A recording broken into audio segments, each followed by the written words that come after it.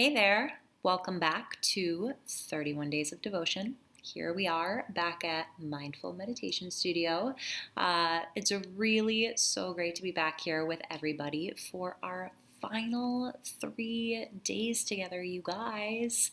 If you're still here, if you're still with us right down to the very dregs of the month together, you're amazing. Thank you so much for being here. Thank you for inviting us into your practice space day after day throughout the month of January. What an honor to just close things up in a nice little bow together here at the end of the month. So I slated the last few days of our program here for any closing insights that you might have, for any questions that you might have, because of course we've been practicing consistently over this past month, many different practices, many different teachers, and I wanted to make sure that any insights that you've had over this past month had an opportunity to be shared, and especially any questions that you have coming up about your practice, because I would love nothing more than for your practice to feel really supported and sustainable going into the rest of the year ad infinitum, out into eternity. So one of these questions that came up was sent over by Beth, and thank you everybody for your questions. And Beth says, first of all, I love this series. Thank you, Beth. We love that you're here with us. It is year 2 for me, and I deeply appreciate the series, the teachers, and you. Right back at you. I have 101 questions, but Amanda Gilbert summarized my biggest one in one of her sessions. She said that we all have a state of natural mindfulness and that we simply have to bring our attention to it. But when I do that, when I open up to just be, what I notice is that I have 101 thoughts racing around in my mind. Or I wonder if I'm labeling things, thinking, hearing, pressure, ease, or if I'm so focused on the labels and the being that what I'm doing is not being. Does that make sense? And that leads me to wondering how I take this natural state of mindfulness into my daily life. When I am at work, when I'm at home with my family, when I'm stuck in traffic, when I am sick, when I receive bad news, when I am celebrating, etc., etc. Looking forward to finishing out this series, but always wish it would continue on. I find that my practice is so much deeper when I'm doing it here with you. Wishing you a peaceful day, Beth. Beth, thank you so much for your question. I think it's such a beautiful question and one that I am gandering many of us have, which is the question of how to bring our practice of mindfulness into our day-to-day life. As you said, how to bring this practice into driving down the street, into celebrating, into getting dressed in the morning, etc., etc. So Beth, something that I just want to share is a definition of mindfulness that I find particularly useful, which was laid out by Jon Kabat-Zinn, and he's one of the founders of mindfulness-based stress reduction. And he says that mindfulness is the awareness that arises when we're paying attention on purpose in the present moment and without judgment. So the awareness that arises when we're paying attention on purpose in the present moment and without judgment.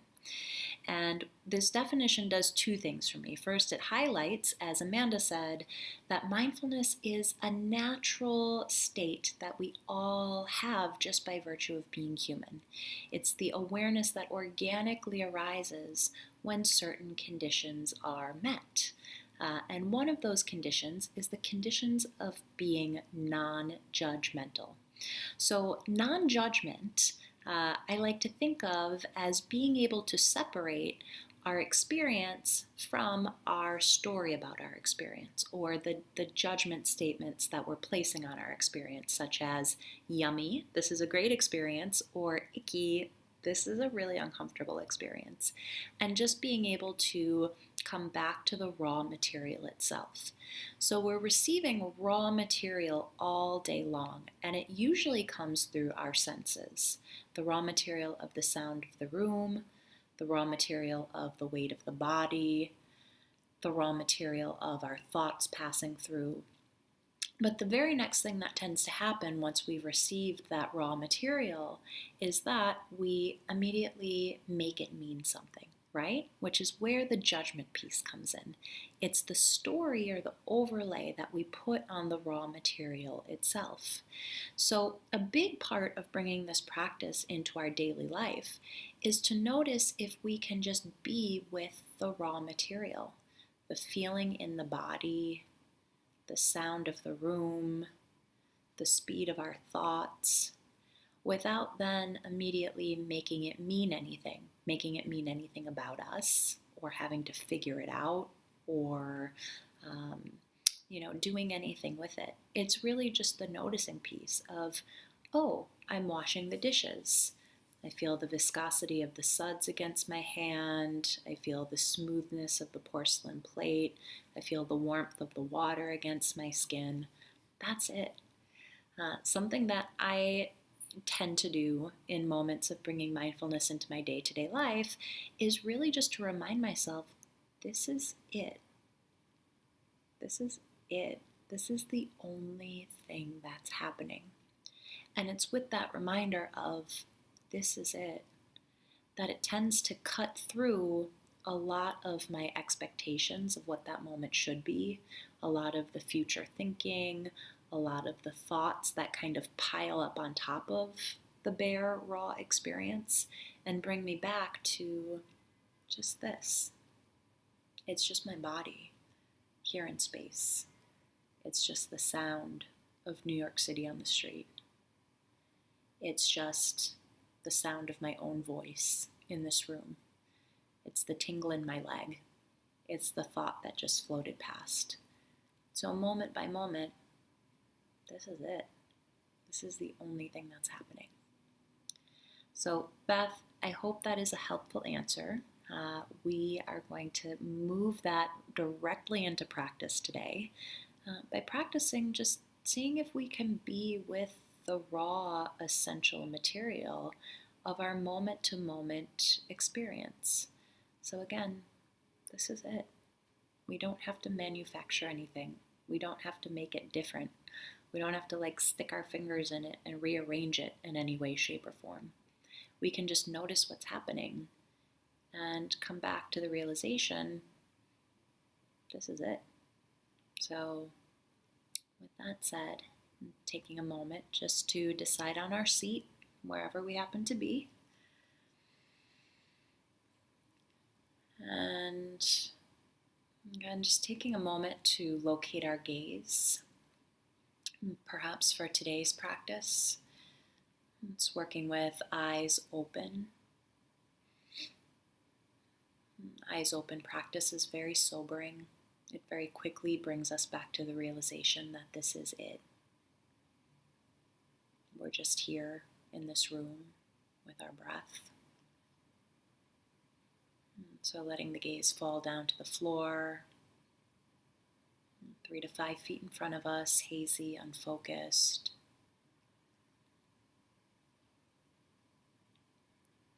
And taking a few moments to shift the attention over to the sound of the room.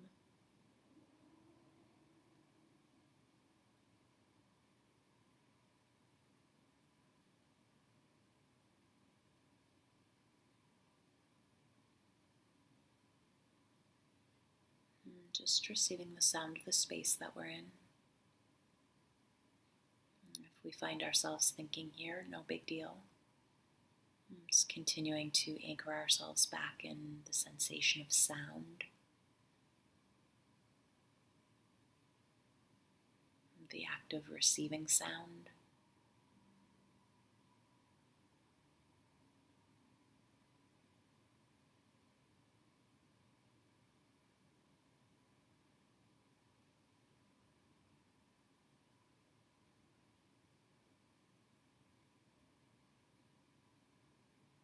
Staying open to sound, turning the attention to touch. So feeling our bodies here in space. Again, perhaps even the reminder, this is it.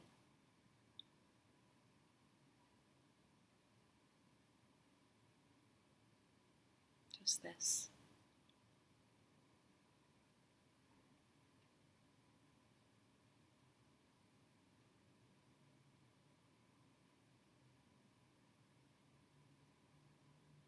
Bringing the attention to the feet. Feeling our feet here. Again, this is it. This is the only thing that's happening. Nothing more, nothing less.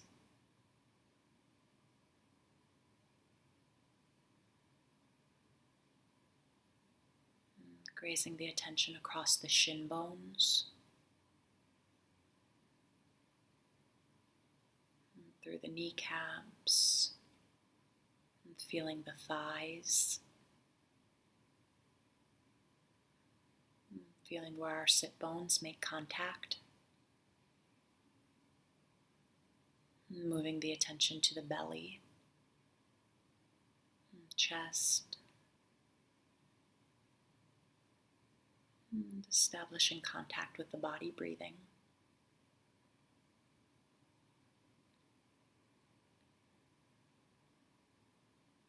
So again, in feeling the breath move through the body, we can remind ourselves this is it. It's the weight of our body here in space. And the sound of the space that we're in, our breath moving in our body.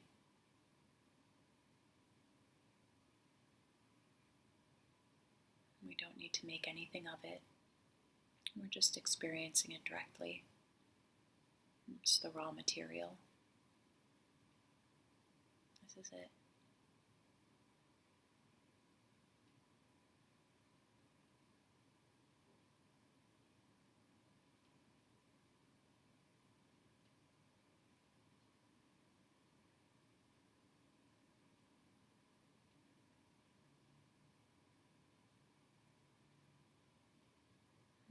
Continuing to feel the breath move in the body. Using our breath here as home base, anchor. And what brings us back to the recognition that this is it. As our mind begins to wander, as always, no big deal. We might notice the thought, notice the feeling, and again, without making it mean anything or following it down the rabbit hole, coming back to the breath in the body. This is it. Just this.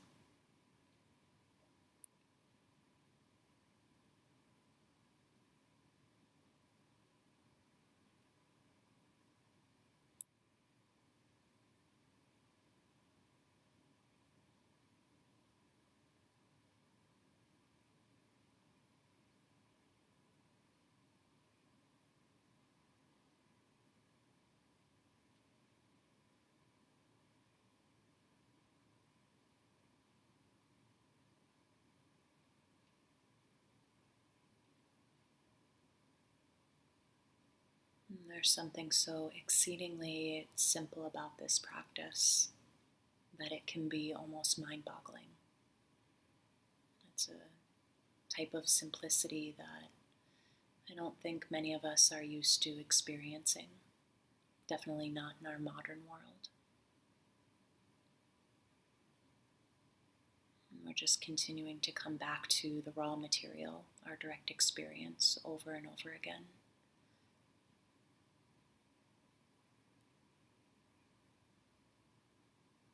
When we notice the narrative, the stories, the opinions that we place on top of it, whether it's something that we like or don't like or feel neutral about, or boredom, or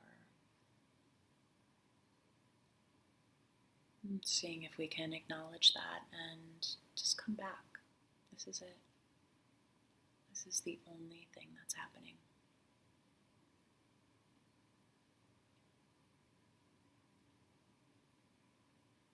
All of it is valid. All of it is worthy of your attention. The temperature of the air,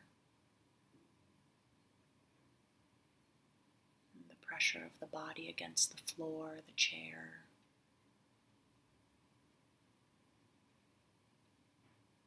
Just the raw material.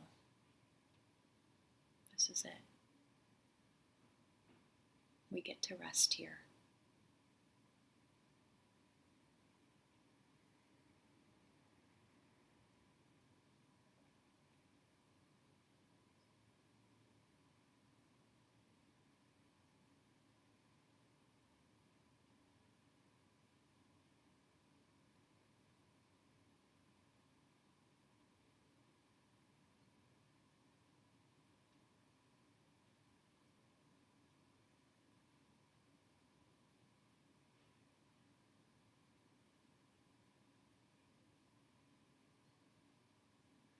So again, so much of this practice on the cushion and in life is just meeting our direct experience as it's happening.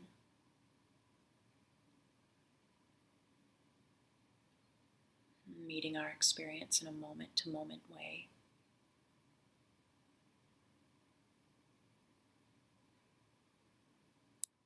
Noticing any filters or overlay that we might have. Our opinions about what's happening, our thoughts about what's happening. And just let that fall away a little bit. Again, this is it. Just our body here in space, breathing alongside sounds and thoughts. This is it.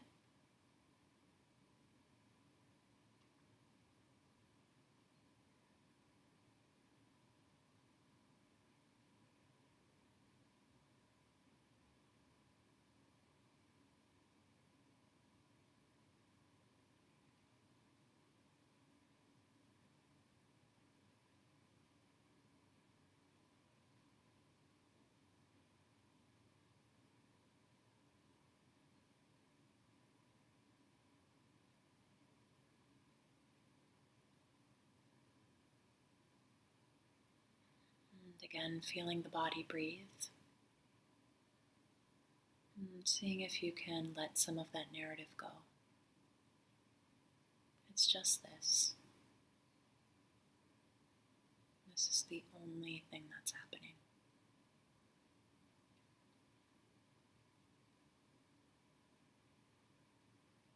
Can we find some rest here? Maybe a little bit of sweetness here. Just in the sheer simplicity of it.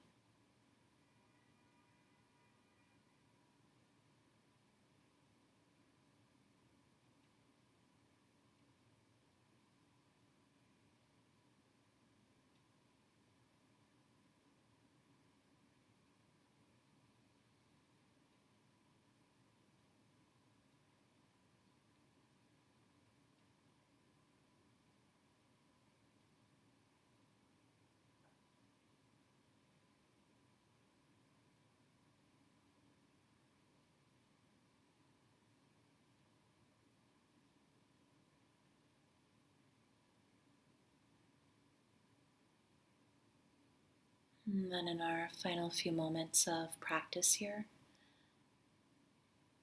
just allowing formal practice to drop without getting rid of or setting aside this mindfulness practice, seeing if we can bring this into the next moments that we have. maybe the shifting of the body, the coming back into the room together.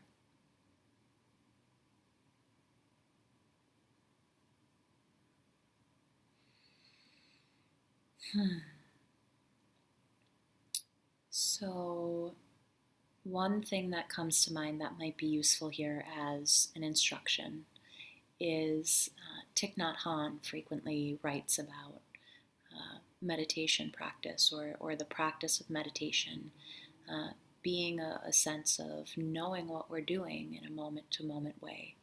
And his instruction for this is breathing in, I know that I'm breathing in. Breathing out, I know that I'm breathing out. Thinking, I know that I'm thinking. Allowing the thought to pass, I know that I'm allowing the thought to pass. So it isn't about necessarily not having a million thoughts or kind of living in this soundproof bubble where nothing actually happens.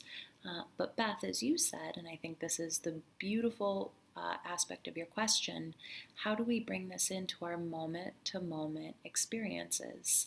And a big part of it is just being with it enough to know that you're having 1,000 thoughts, that there are these different sounds that are happening, that there's this conversation that's happening right in front of you, and seeing if you can just be with that moment to moment experience, like really in it. Like really in it. Again, this is it. This is it. This is the main event. And just continuing to remind ourselves of that throughout the day. This is it. Just this body here in space. Just these sounds. Just this connection. Just this conversation that's happening. This is it. So I hope that's helpful. Have a beautiful rest of your day. Enjoy. May the practice come with you and travel on your feet. We will see you back on the cushion tomorrow.